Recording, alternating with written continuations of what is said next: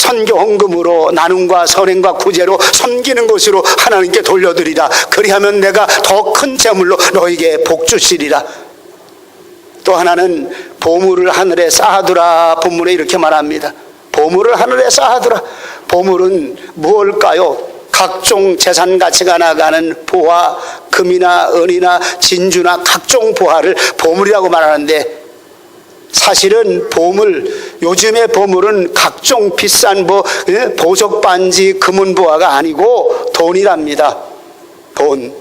왜 그런가 보니까 돈만 있으면 보석도 사고 진주도 사고 비싼 것도 돈만 있으면 다 사니까 사람에게 가장 큰 재물, 가장 큰 보화는 돈이라고 말합니다. 그래서 사람이 살아가는 모든 일들 속에 정말 자신이 가지고 있는 기술이나 미술, 음악, 체육, 각종 기술, 주어진 달란트, 이것도 무엇 가지고 가치가 비교되냐면 저 사람은 얼마짜리냐, 500원짜리냐 5천만 원짜리냐에 따라서 그 사람의 가치가 달라진다는 얘기를 합니다. 다시 말하면 여러분들이요, 우리의 삶에 이런 보물을 어디다 쌓아두느냐 이 말입니다. 땅에다 쌓아두는 것 말고 하늘에 쌓아두라. 다시 말하면 하나님을 섬기라 이 말입니다. 하나님 나라 건축의 모습으로 하늘 아래에 재물을 하나하나 하늘 집을 짓는 모습으로 쌓아가라 이 말입니다. 우리의 재능이 재물이 되어집니다. 때로는 미술이, 음악이, 우리가 살아가는 삶의 여러 가지 많은 기능적인 모습이 재물이 되어집니다. 그 재능을 가지고 하나님 나라를 섬기는, 보화를 가지고 그 재물의 기능을 가지고 하나님을 섬기는 그런 모습도 되라 이 말씀을 하고 있는 겁니다. 또 한 가지는 재물로 우리 주인 되시는 하나님을 섬기라 이렇게 가르쳐주고 있습니다. 본문 24절에 보니까 이렇게 말씀합니다. 한 사람이 두 주인을 섬기지 못할 것이니 혹 이를 미워하며 저를 사랑하거나 혹 이를 중히 여기며 저를 경히 여김이라. 너희가 하나님과 재물을 겸하여 섬기지 못하느니라. 아멘. 무엇을 얘기합니까? 재물과 하나님을 겸하여 섬길 수 없다 이 말입니다. 재물을 좋아하는 사람 하나님 섬기기 어렵다 이 말입니다. 재물을 좋아하는 사람 예배로 섬기기 어렵다 이 말입니다. 재물을 좋아하는 사람은 너무 바빠서 하나님께 헌신과 봉사하는 삶의 모습 없다 이 말입니다. 왜? 그들의 주인이 재물이니까 바꾸라 이 말입니다. 재물을 아래로 내려놓고 겸손하게 재물이 하나님을 섬기는 그런 도구로 삼으라 이 말입니다. 물질을 사랑하여 그 집착하지 말고 물질을 바라보는 순간에 하나님 섬길 수 있는 하나님의 것, 하나님 이것 주신 은혜가 무엇일까? 이 물질 내게 맡기신 은혜가 무엇일까? 하나님의 말씀 따라 섬기라고 주었다는 사실입니다. 네 번째로 같이 읽습니다. 분명한 신앙은 이제 재물은 하나님 섬김을 위해 하나님이 주신 것이 되어야 하는 것입니다. 재물 하나하나가 하나님이 주신 것이라 이 말입니다. 내가 버는 것이 아니라, 내가 능력이 있어서 버는 것이 아니라 이거 어떤 모습을 통해서도 하나님이 내게 주신 것이라. 그럴 때마다 이 재물 가지고 하나님 어떻게 섬겨야지, 주님 기뻐하는 모습으로 쓰임받는 재물이 어떻게 섬겨져야 되지. 저는 선교 현장 가서 하나님께 여러 가지로 감사합니다. 우리 성도들의 헌금으로 비행기를 타고 가고 생활할 수 있고, 그리고 저들을 섬길 수 있는 그 물질로 사용할 때마다 하나님, 우리 교회 성도들의 물질이 어린이 선교로 해서, 중국 선교로 해서 쓰임받게 하심을 감사합니다. 캄보디아 지역의 선교의 제물로 쓰임받게 하심을 감사합니다. 아프리카 지역의 선교의 제물로 쓰임받게 하심을 감사합니다. 누구의 것이냐 이 말입니다. 하나님을 섬기기 위해 하나님이 주신 것, 하나님께 돌려드릴 수 있는 하나님의 것이 되라고 가르쳐주고 있습니다. 난 어떻게 살까요?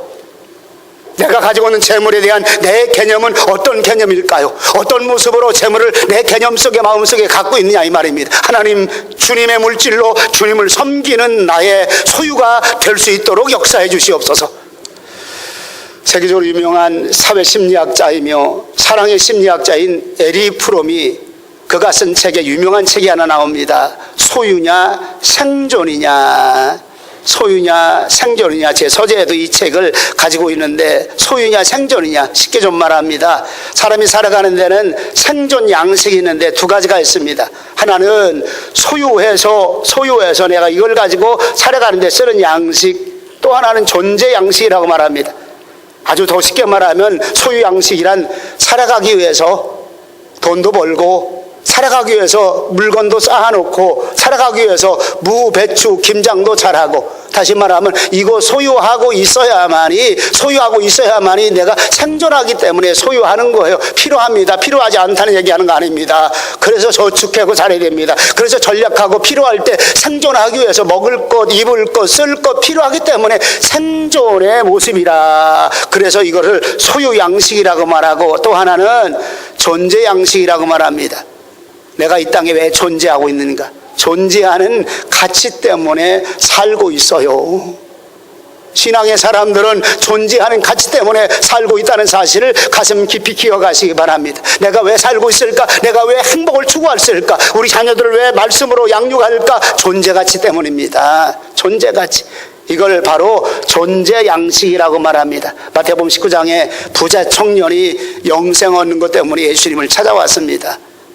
주님, 하늘의 선한 선생님, 하나님이 보내주는 선한 선생님, 내가 어찌하여야 영생을 얻겠습니까? 예수님이 질문합니다. 계명 다 지켰느냐? 어떤 계명입니까? 간음하지 마라, 살인하지 마라, 도둑질하지 마라, 거짓 증거하지 마라, 내 부모를 공경하라. 10계명을 말합니다. 청년 당당하게 얘기합니다. 그거 어렸을 때부터 내가 다 지켰습니다. 그럼 이렇게 또 질문합니다. 내가 온전고자 하느냐? 하나님을 따라가는 하나님의 온전한 사람이 되길 원하느냐? 그러면 내 물질 부자 청년입니다. 다 가난한 사람에게 나누어 주고 너는 나를 따르라. 성경이 이렇게 말합니다. 물질이 많은 연고로 이 말씀을 듣고 근심하여 예수님을 떠나갔다고 말합니다. 이 얘기를 그대로 듣고 있던 베드로가 예수님께 질문합니다. 마태복음 19장 27절에 이렇게 질문합니다. 이에 베드로가 대답하여 가로되 보소서 우리가 모든 것을 버리고 주를 쫓아 싸우니 그런즉 우리가 무엇을 얻으리이까? 약속의 말씀을 그 뒤에 해줘요. 네가 땅에서도 영생을 얻거니와 하나님이 내게 큰 복을 안겨주리라. 무엇을 얘기합니까? 부자 청년은 물질 때문에 주님 따르는 길, 주님 섬기는 길이 안 됐습니다. 베드로는 배와 그물과 부친까지 버려두고 주님을 따랐습니다. 역사 속에 가장 존귀한 베드로가 되어졌던 거 우리가 압니다. 다시 말하면 존재 가치가 무엇일까요? 이게 너무 소중하기 때문에, 이 삶이 너무 소중하기 때문에 재물까지 내려놓고 주님을 따르고 있는 그 존재 가치. 오늘 저와 여러분들이 이 땅에 살아가는 삶의 목적이 뭐냐 이 말입니다. 존재 가치입니다. 오늘 내 안에 가장 존귀한 가치관, 하나님 나라 위의 삶을 살아가는 가장 존귀한 가치관, 하나님의 거룩한 하나님의 뜻을 이루기 위해서 주님 따라 살아가는, 섬김을 따라 살아가는 나의 가치관, 여기에 내가 존재 가치가 있다 이 말입니다. 그리하면 이 모든 것을 너에게 더하시리라. 너희는 먼저 그의 나라와 그의 의를 구하라. 그리하면 이 모든 것을, 무엇을 먹을까, 무엇을 입을까, 무엇을 마실까 염려하지 마라. 그리하면 내가 이 모든 것들을 너희들 존재 가치 때문에, 존재 가치를 따른 그것 때문에 내가 너희에게 이 모든 것을 더해 주시리라. 약속의 말씀인 줄 믿으시기 바랍니다. 못하니까 우리가 이게 안 되더라고요. 하나님의 사역을 진행하면서 끊임없이 기도합니다. 하나님, 존재 가치가 우리 교회 안에 먼저가 되게 하시옵소서. 그리고 하나님의 물질에 축복받는 하나님의 사람들 되게 하시옵소서. 물질 복을 받을 때마다, 하나님이 부유케 하실 때마다, 물질이 생겨날 때마다 하나님 존재 가치를 향한 나의 삶의 물질이 되기 원합니다. 하나님을 섬기는 거룩한 물질이 내가 되기 원합니다 하는 그런 신앙의 가치가 우리 삶 속에 있으시기를 축원합니다. 축원합니다. 오늘 또 본문에서 이렇게 말합니다. 보물을 땅에 쌓아두지 마라, 이렇게 말합니다. 19절에 보니까 같이 봉독 갑니다. 너희를 위하여 보물을 땅에 쌓아두지 말라. 거기는 좀과 동록이 해하며 도적이 구멍을 뚫고 도적질하느니라. 당시의 보화를 예수님은 세 가지 예를 들어 얘기합니다. 세 가지. 이런 데다가 너희 보물을 쌓아두지 마라 이 말입니다. 보물을 쌓아두지 마라. 그 첫 번째가 보니까 옷에 사치함으로 땅에 쌓아두지 말라 하십니다. 네, 옷에 사치함으로 오늘은 무엇을 입을까? 친구 만나러 갈 때는 무엇을 입을까? 지금 잔치집에 가는데 잔치집에 무엇을 입을까? 그것 때문에 이것저것 옷을 쌓아두지 마라 이 말입니다. 우리의 옷 개념은 이런 개념인데 당시 유대인들은 옷 개념이 굉장히 귀합니다. 옷이 어떤 옷이냐, 그 어떤 옷을 따라 저 사람이 평민이냐, 천민이냐, 노예냐, 저 입은 모습 가지고 귀족이냐, 왕족이냐가 신분이 달라진다는 사실입니다. 사람들이 할 수만 있다면 잼을 모으고 난 다음에 귀중품의 옷을 금으로 만들어지고 금으로 수놓은 옷들을 입습니다. 그런데 보관이 잘 돼야 되는데 보관이 안 되는 거예요. 농에다 달 갖다 넣어놨습니다. 근데 이 꼭 옷을 갉아먹는 좀이란 놈이 있어요. 좀이란 놈, 좀벌레. 그래도 우리 한국에도 요즘은 뭐 튼튼하게 잘 소독돼서 나와서 그런지 좀이 잘 먹지 않는데 옛날에는 좀이 나와서 좀을 농 속에 다 집어넣습니다. 왜? 옷을 갉아먹으니까. 갉아먹어서 쭉 구멍 뚫어놓고 나면 금색 옷, 왕족의 옷, 기직의 옷들이 아무것도 안 된다 이 말입니다. 옷 입고 나갈 수가 없어요. 다른 사람에게 내가 이 정도 부유한 사람이라, 다른 사람에게 내가 이 정도 귀족이라는 이 모습 보여줄 만한 길이 안 되고 저거 다 떨어진 옷 입었네. 비싸게 돈 주고 샀다 이 말입니다. 비싸게 돈 주고 샀다 이 말입니다. 근데 입을 만한 것이 안 되고 있다는 사실입니다. 쌓아놓지 마라. 두 번째는 올려봅니다. 같이 봉독합니다. 먹는 양식이나 곡식을 땅에 쌓아놓지 말라는 것입니다. 네, 본문에 동록이 해야 하는 것이라고 말합니다. 헬라어로 보니까 브루시스, 먹는 식물을 해야 한다 이 말입니다. 동록이란 먹는 식물, 다시 말하면 먹는 식물을 벌레가 파먹어요. 벌레가. 또 그냥 내비두면 괜찮은데 또 이 쥐가 엊그제도 보니까 제가 중국 가기 전에 배추가 2개 있었는데 우리 주방에 쥐가 왔다 갔다 하잖아요. 이것이 먹을 것이 없는지 뭐 바구니 안에 넣는 그 배추를 위쪽을 쫙 갉아먹었더라고. 우리 김용승 권사님이 이거 갉아먹으면 안 된다고 속 안에 쪽방 속에다 또 넣어놨어요. 그냥 내비두니까 또 쥐도 갉아먹어. 쥐도 온도 안 맞으면요 또 썩어요. 우리 형님 장로식 가니까 배 창고가 있어요. 온도가 안 맞으면 또 상처를 내놓게만 썩어. 빨리 내보내서 매출 올려서 돈 가지고 하나님 섬기는 그런 것 사용하라 이 말입니다. 다시 말하면 왜 음식을 쌓아놓느냐 이 말입니다. 왜 곡식을 쌓아놓냐 이 말입니다. 함께 먹으라고 나눌 만한 양식인데, 가난한 자들과 함께 배고픈 자들과 함께 나누는 양식인데 쌓아놓고 살지 마라 이 말입니다. 세 번째로 또 올려보십니다. 보화를 땅에 쌓아두지 말라는 다시 말하면 것입니다. 은금보석 각종 보화를 땅에다가 묻어. 밭에 감추인 보화가 이 얘기를 그냥 합니다. 밭에 감추인 보화가. 이 사람은 집안에다 감춰놓아 봤는데 옆집 건너집에서 집안에 도둑들이 그 보화가 있는 그것을 어떻게 알았는지 거기다 구멍까지 뚫고, 땅부터 구멍 뚫고 그리고 벽도 뚫어가지고 보화를 훔쳐간다 이거요. 밭에 감추인 보화의 사건은 이렇게 내가 도둑질 안 막기 위해서. 근데 이거를 누가 훔쳐가냐면 집안에 가족 도둑이 있다는 거예요. 가족 도둑. 자식이 썰가매니 훔쳐다가 도망지래요. 옛날에 우리나라 좀 그랬어요. 소 한 마리 있는 거 썰가매니 시장 갖다 팔아가지고 서울로 야반도주 한다니까. 내 집안에 도둑놈이 있느니라.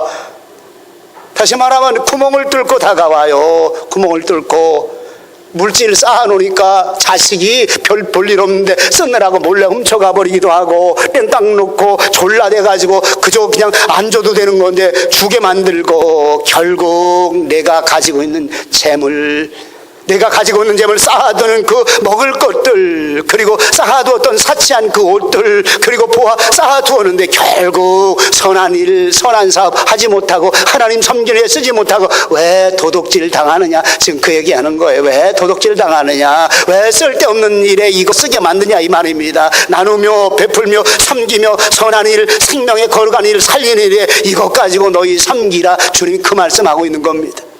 주님 어떻게 살까요? 하나님 이런 믿음 주시옵기 원합니다. 말씀 따라 재물의 보화를 가질 만한 그런 믿음 주시옵기 원합니다. 바라보는 우리 눈길이 그 재물로 하나님을 섬기는 나의 신앙의 참된 모습 되게 해주시옵기 원합니다. 이 재물이 내 것이 아니라 하나님의 것으로, 하나님 섬기는 것으로 날마다 바꾸어가는 그런 나의 신앙이 되게 하시옵소서. 먹을 거 쌓아두지 마라. 입을 것 사치할 것 쌓아두지 마라. 보아, 땅속에 감춰두지 마라. 도적이 구멍을 뚫고 도둑질해 가느니라. 그 도적이 밖에 있기도 하지만 내 집안에도 있느니라. 하나님, 우리의 삶의 신앙 어떤 모습일까요? 이 말씀을 여러분들과 함께 나누고자 하는 이유가 뭘까요? 하나님, 우리 교인들이 하나님의 말씀 따라 하나님이 기뻐하시는 재물의 축복 받게 하시고, 그리고 이 재물 가지고 하나님을 섬김으로 말미암아 자손 대대로 하나님의 은혜의 복을 누릴 만한 그런 가정 되게 하시옵소서. 그런 하나님이 주시는 은총과 은혜에 충만한 하나님의 거룩한 가정 되게 하시옵소서. 천대까지 내가 내게 은혜를 나리리라. 하나님의 거룩한 선물을 나리리라. 약속의 말씀 따라 살아가고 약속의 말씀 따라 주님을 섬기는 삶을 살아가는 저와 여러분들의 삶이 되시기를 주님의 이름으로 축원합니다. 축원합니다. 기도합니다. 거룩하신 아버지 하나님, 크신 은혜와 사랑을 감사와 영광을 돌립니다. 주님 말씀하심을 가슴에 한번 새겨봅니다. 우리에게 길을 주셨습니다. 좁은 길도 주셨고 넓은 길도 주었습니다. 생명길도 주었고 죽음의 길도 주었습니다. 하나님, 하나님의 복의 길도 주었고 저주의 길도 신명기 28장에 주었습니다. 저주의 길을 갈까요? 복의 길을 갈까요? 생명길을 갈까요? 멸망길을 갈까요? 하나님, 우리의 발걸음 이미 시작이 되었습니다. 생명길 가기 원합니다. 복의 길 가기 원합니다. 하나님을 섬기는 그 길 가기 원합니다. 성령 하나님, 우리 마음속에 더 뜨거움을 주시옵기 원합니다. 이 길 가는 우리의 삶의 모습이, 삶의 패턴과 삶의 체질이 영적 체질이 되게 하시며 이 길 따라가는 체질이 될 수 있도록 하나님 주의 복 나려 주시옵소서. 주님의 크신 은총과 은혜가 우리 모두에게 충만하게 임하게 하시라 믿사옵고 예수님의 이름으로 기도하옵나이다. 아멘. 일어서셔서 우리 6장 찬송드립니다. 6장.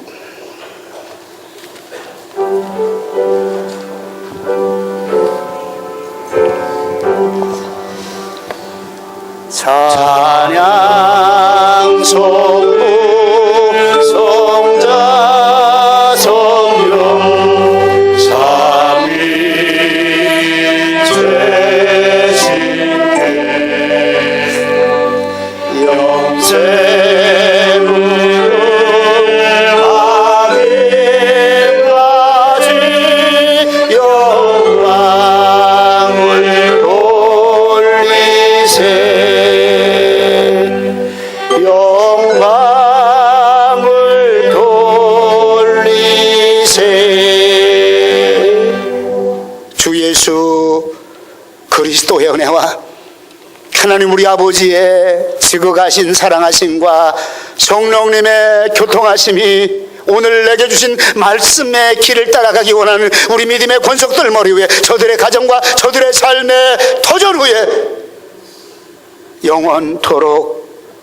영원토록 함께 계실지어다. 아멘.